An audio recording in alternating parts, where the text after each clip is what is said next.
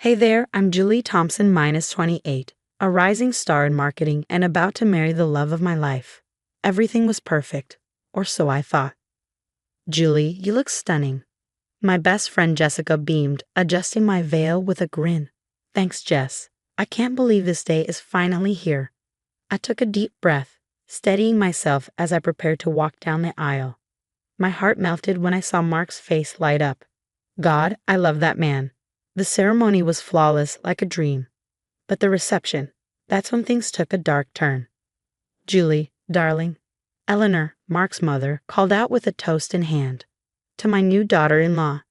Eleanor and I had never truly clicked. She always seemed to think I was unworthy of her son. But maybe today was different, an olive branch. Thanks, Eleanor, I replied, accepting the champagne glass and hoping for a fresh start. I took a sip and in the corner of my eye, spotted two unexpected faces, my parents. We hadn't spoken in years, not since I'd left home at 18. Mark, my parents are here. I don't know what to do. Mark squeezed my hand reassuringly. It's okay, babe. We'll handle it together. We made our way toward them, but as we approached, the room started to spin. Sounds blurred and my vision grew hazy. Mark, I don't feel so good. Julie, what's wrong? His voice sounded distant. I reached out, trying to focus, but everything faded to black.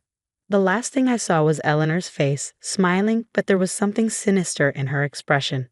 When I came to, I was lying on a cold, hard floor, not the plush hotel bed I'd expected. My head throbbed as I looked around, panic rising. This place was unfamiliar, dimly lit, and silent. Hello? Is anyone there? My voice echoed, but there was no answer. I tried to stand, legs trembling beneath me. My wedding dress, once pristine, was now dirty and wrinkled, and my ring, it was gone. Mark? Mark? I called out, desperation in my voice. Silence, then faint footsteps and voices from above. I strained to listen.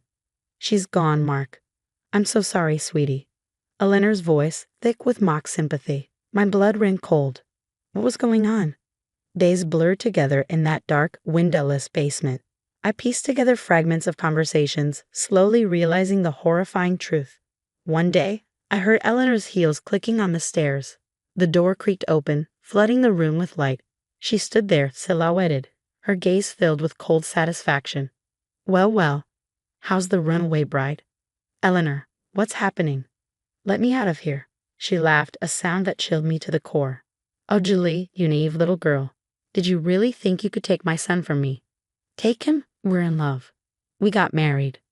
A marriage that never should have happened, she sneered. As far as everyone knows, you got cold feet and ran away. Poor Mark, devastated, left with only his mother to comfort him. My blood ran cold. You're lying. Mark would never believe that. Wouldn't he? Eleanor's smile was vicious. He's always trusted his mother, just as he did with the last girlfriend who disappeared mysteriously. What are you talking about? Eleanor's eyes gleamed with twisted satisfaction. Oh, you didn't know. You're not the first, Julie. I've grown quite good at removing obstacles. Now be a good girl and stay put. In a few months, you'll be declared dead. Mark will move on, with me guiding him, of course. You're insane. You can't keep me here forever, I spat. Her cold smile never wavered. Watch me. The door slammed shut, casting me back into darkness. I tried everything, picking a lock, breaking the tiny window, even digging at the walls. Nothing worked. Days blurred into weeks, and I was left in isolation with only the sickening echo of Mark's devastated voice drifting down to me, punctuated by Eleanor's nauseating, faint sympathy. My hope was dwindling. One particularly dark day, curled in a corner, something caught my eye, a faint glint under an old shelf. Crawling over, hardly daring to hope, I reached out, an old flip phone, half covered in dust. With trembling fingers, I flipped it open. It had power and signal. For the first time in what felt like eternity, a smile tugged at my lips. Eleanor thought she had won, but she'd made one fatal mistake. Never underestimate a woman with nothing left to lose. Clutching the phone to my chest, I steadied myself. This was my lifeline. I couldn't risk a single wrong move. But as I sat there, mind racing with plans and possibilities, one thing became crystal clear. Eleanor Wilson had no idea who she was dealing with. and she was going to regret ever crossing Julie Thompson. With shaking hands, I dialed Jessica's number, my heart pounding as it rang. Hello? Jess, it's me, Julie. A beat of stunned silence, then Julie, oh my God, where are you? Everyone's been so worried. Listen carefully, I whispered. I didn't run away. Eleanor drugged me. I'm locked in her basement. Another beat of silence. Then Julie, that's insane.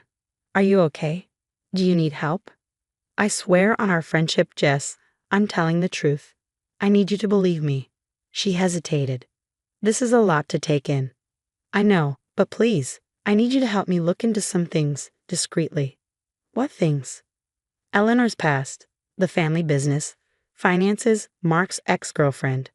There's something rotten going on here. After a tense pause, she said, okay, I'll see what I can do. But Julie, if this is true, it is, and when we prove it, Eleanor's going down. Hanging up, I knew I had to be patient. When Eleanor came down next, I was ready. Please, I whimpered, curling into a ball. I can't take it anymore. You win. She smirked, relishing my apparent surrender. Finally breaking, are we? Good girl. The second she left, I sprang into action. I documented everything, the locks, the food scraps, bits of conversation I overheard. I even managed to snag a strand of Eleanor's hair from the stairs, DNA evidence. Days turned into weeks as I played the role of a broken captive, all while gathering intel and keeping in touch with Jess. One night, Jess's whisper crackled through the line. Julie, you won't believe what I found. Eleanor's family has been covering up her crimes for years, and Mark's ex, she didn't just leave town. She vanished, no trace left behind. Anything else? I asked, pulse racing. The company books are a mess. Eleanor's been siphoning off millions. Perfect, I said, a wicked smile creeping onto my face.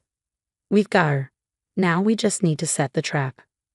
As the 3-month mark of my disappearance approached, I overheard Eleanor on the phone.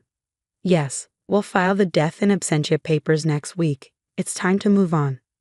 In the darkness, oh Eleanor, you had no idea what was coming. The day of reckoning finally arrived. I heard the commotion upstairs, raised voices, hurried footsteps. Then the basement door burst open. Police, don't move. The sudden flood of light was blinding, and I blinked through tears of relief as they helped me to my feet. Across the room, Eleanor was being led away in handcuffs, her face contorted in a mix of shock and rage. This isn't over, she shrieked. Mark will never believe you. But as I emerged into the daylight, I saw Mark standing there, his face filled with horror and shame. He knew. He knew the truth now. Julie, I'm so sorry. I had no idea. I looked at him, and any warmth I once felt was gone. Save it, Mark. You chose to believe her lies. We're done. The following weeks were a blur of court hearings and media frenzy. Eleanor faced charges of kidnapping, fraud, and attempted murder. Robert, Mark's father, broke down and confessed to his complicity in covering up her crimes. He, too, was arrested. Even my parents tried to reconnect with tearful apologies. But I had learned my lesson about toxic people. I kept them at arm's length. 5 years later, I stood on a stage, looking out at a sea of faces, fellow survivors. I smiled, took a deep breath, and began. Ladies and gentlemen, thank you for coming to the Rising Phoenix Conference. I'm Julie Thompson, and this is my story of survival and triumph. As I shared my journey, I thought about how far I'd come. My book, From Basement to Bestseller, Surviving a Psycho Mother-in-Law, had topped the charts, and I was using my voice to help other survivors reclaim their lives. Eleanor was rotting in prison, her appeals denied, and the family fortune drained to pay restitution. Mark had tried reaching out once more, but I blocked his number. Some bridges stay burned.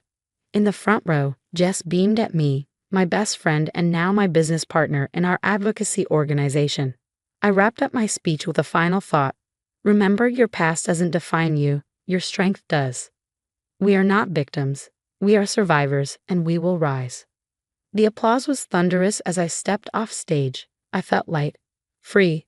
Eleanor had tried to break me, but instead she made me unbreakable. A lesson I would never forget. Now I have a question for you. If you were in Mark's shoes, would you have believed your mother's story, or would you have questioned it more? What would it take for you to doubt someone you've trusted your entire life? Drop your thoughts in the comments below. Your experiences could help someone in a similar situation. If this story resonated with you, hit the like button and subscribe for more real-life dramas and survival stories. Remember, your voice matters, and sharing these stories can make a difference. Stay strong out there.